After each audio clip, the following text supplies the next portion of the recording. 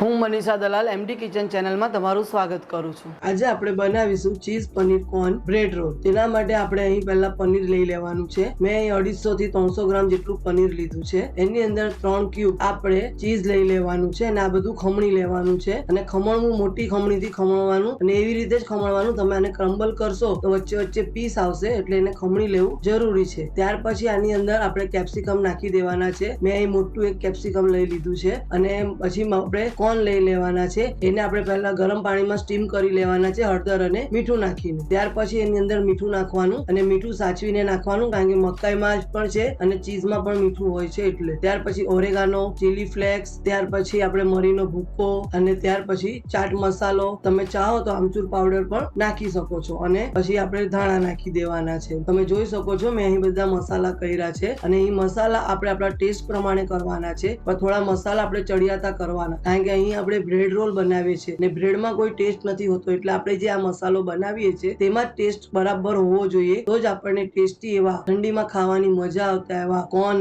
વાળા bread roll આપણને મજા આવશે ખાવાની। જો તમે જોઈ શકો છો મેં આની અંદર બધા મસાલા કરી લીધા છે અને હવે આપણે સરખું હલાવી લઈશું। પહેલા આવી રીતે ચમચીથી જ હલાવવાનું છે, વધારે પડતે આપણે અંદર હાથ નહીં નાખવાનો તો આપણી હાથની ગરમીથી આપણું ચીઝ બધું પીગળી જશે। અને ત્યાર પછી આપણે આની અંદર મેયોનીઝ નાખવાનું છે। મેં અહીં 2 ચમચી મેયોનીઝ નાખ્યું છે। વધારે પડતું મેયોનીઝ નહીં નાખવાનું નહીં તો તમે જે બ્રેડ રોલ બનાવશો તે સોગી થઈ જશે। આ થોડું એને બાઇન્ડિંગ મળે એ માટે થઈને આપણે અહીં મેયોનીઝ અને ટોમેટો કેચઅપ નાખવાનો છે જેનાથી એને ટેંગી ટેસ્ટ આવે એટલા માટે થઈને તમે ચાહો તો રેડ ચીલી સોસ પણ નાખી શકો। અહીં તમે ટેંગી ટેસ્ટ લાવવો હોય તો તમે એની અંદર ટોમેટો કેચઅપ જ નાખજો તો સરસ લાગશે। હવે આ સ્ટેજ પર આપણે બધું હલાવી લેવાનું છે અને મસાલો ચાખી લેવાનો કે અંદર કઈ વધતું ઘટતું હોય તો આપણે નાખી શકાય। ત્યાર પછી આવી કાપેલી બ્રેડ લઈ લેવાની છે અને કાપેલી જ લેવાની છે। તમે ચાહો તો ઘરે પણ એને કાપી શકો છો નહીં તો માર્કેટમાં એકદમ આસાનીથી મળી જાય છે કોઈ પણ બેકરીમાં। ત્યાર પછી એને આપણે વણી લેવાની છે અને આપણે બ્રેડ જે લઈએ છીએ બને ત્યાં સુધી પતલી વણવાની આપણને કે આપણને ભરવા માટે રોલ કરવા માટે આસાન પડે અને બ્રેડ તાજી લેવાની છે, વાસી લેશો તો તમારા બ્રેડ રોલ નહીં થશે। ત્યાર પછી આપણે આવી રીતે 1 ચમચી ભરી લેવાનું છે અને એને રોલ કરી લેવાનું છે। અહીં બીજું કોઈ લાઈ કે કઈ નથી લગાવવાનું, ફક્ત પાણી જ લગાવવાનું છે કારણ કે આપણી બ્રેડ પણ તાજી છે એટલે પાણીથી એ ચીપકી જશે। જો તમે જોઈ શકો છો આવી રીતે એને ચિપકાવી દેવાની છે। આવી જ રીતે આપણે બીજી પણ કરશું ને આવી રીતે સાઈડમાં લગાવવાની પણ કઈ જરૂર નથી, છતાં લગાવી હોય તો તમે લગાવી શકો, બાકી આમાંથી કોઈ પૂરણ નીકળવાનું નથી કારણ કે આજે આપણે આને સેલો ફ્રાય કરશું। જો તમે જોઈ શકો છો મેં અહીં બીજી બ્રેડ લીધી છે। બને એટલી કિનારીથી પહેલા વણવાની કે તમને એને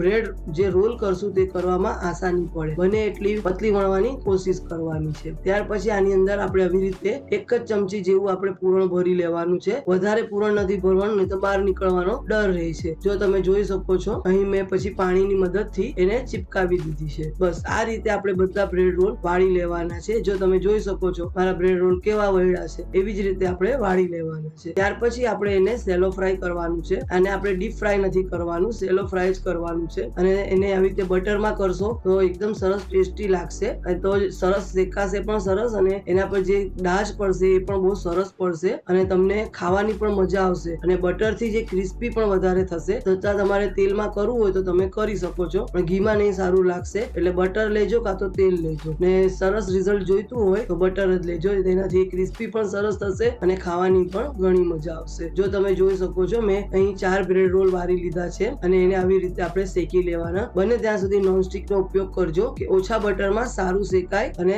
એકદમ ક્રિસ્પી થઈ જાય આ રીતે। અને જો તમારો રીતે ખુલી જાય તો બી કોઈ ડરવાની જરૂર નથી, આવી રીતે તમે દબાવશો તો એને સીલ થઈ જશે, આમાંથી કોઈ પૂરણ પણ નીકળવાનું નથી અને આમાં વધારે કઈ કાચી વસ્તુ પણ નથી, દરેક વસ્તુ આપણે એમ પણ ખાઈ શકીએ એવી છે એટલે આપણને આમાં કોઈ પણ વસ્તુ નડવાની નથી અને ખાવામાં એકદમ ટેસ્ટી એવી આપણે લાગશે। તમે આ પૂરણ રાતના તૈયાર કરી લો તો સવારે તમે તમારા છોકરાઓને ટિફિનમાં પણ આ આપી શકો છો, સાંજની ભૂખ માટે પણ તમે આ ખાઈ શકો છો। એવા હેલ્ધી એવા cheese paneer corn bread roll ચોક્કસથી બનાવો, કેવા બન્યા મને કોમેન્ટમાં જણાવજો અને તમારે જો આને ડીપ ફ્રાય કરતા શીખવું હોય તો મને એ કોમેન્ટમાં લખજો તો હું તમને કેવી રીતે કરવાના એ પણ બતાવીશ કારણ કે આપણે એને ડીપ ફ્રાય કરવા માટેની રીત અલગ છે, સેલો ફ્રાય કરવાની રીત અલગ છે તો એ તમે મને કોમેન્ટ કરજો તો હું તમને ડીપ ફ્રાય કરતા પણ શીખડાવીશ। જો તમે જોઈ શકો છો મારા કેવા બ્રેડ રોલ શેકાઈ ગયા છે, આવી રીતે શેકેલા એકદમ સરસ ટેસ્ટી એવા ક્રિસ્પી લાગે છે। ચોક્કસથી બનાવજો અને કેવા લાગ્યા મને જણાવજો। અને ગ્રીન ચટણી સાથે